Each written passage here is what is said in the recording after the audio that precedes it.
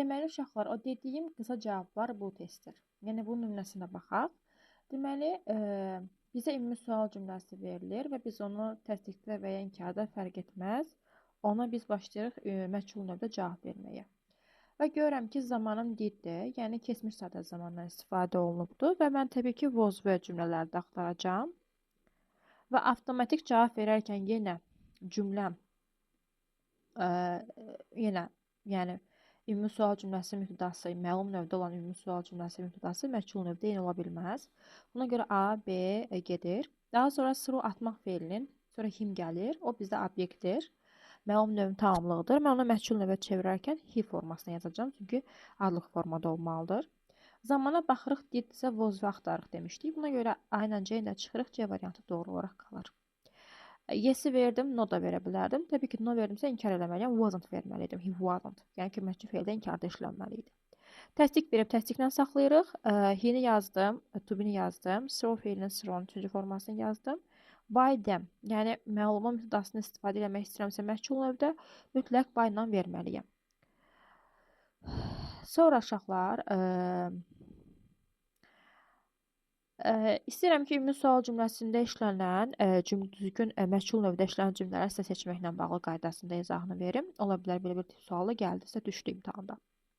Deməli uşaqlar, ümumiyyətlə biz bunun əvvəlki videoda mən sizə məchul növdə olan cümlələrin seçilməsi qaydasını izah etmişdim. Təbii ki, təsdiq formada etmişdim. İndi isə istəyirəmsə bunu inkar sual formatında edim. Sual olaraq da ümumi sual cümləsində düşür. Bu necə olur? Yenə təbii ki, to be üstəgəl verb 3 şərti ödənməlidir. Orada verb 3 feil formatında olmalıdır. Amma şərtimiz nədir? Ümumi sual cümləsində köməkçi feil və ya da ki, modal feil, mübtəda və xəbərlə başlayan cümlə tiplərini, yəni ümumi sual cümlələrində siz yadda saxlamalısınız ki, cümlə sifətlə bitməz.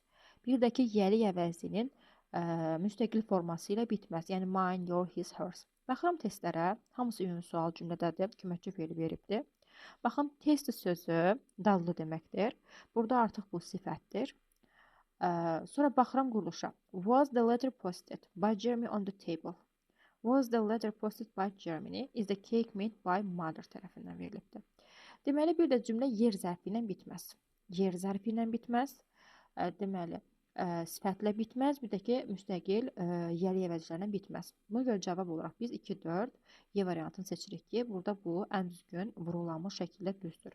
Jeremy tərəfindən post paylaşılıb, Nazlı tərəfindən checks pişirilib və ardıcığa fikir verirsiniz. Was, is, mübtəda və made, posted mütləq, yəni 3-cü formada olmalıdır. By Jeremy və by mother da verilə bilər. Bu da oldu bizim bir sual tipimiz. Məsəl üçün, gəlin 16-cı sual da izah edeyim sizin üçün. Məsələn, orada yenə have verilib, solved verilib. Sadəcə biz araya nə artıracaq, bir nə artıracaq. Və no və notuna fikir verərkən baxırıq yenə. Təbii ki, yenə mən həvəzlə qalmalıyam. Zaman dəyişilməməlidir. Have, has, have. Problemimiz yoxdur. Və arasa 1000 artırmalıdır. Baxıram testdə D-də 1000 yoxdur. D variantında 1000 yoxdur. Sonra baxıram C variantında 1000-i görmürəm. A variantında 1000-i görmürəm. Qalıram B ilə Y arasında. Və cümlə Z idi. Z ilə də cümlə başlamaz deyə Y variantını seçirəm. Bu da olur mənim qısa cavablarımın məchul növdə işlənməsi qaydasının düzgün formatı.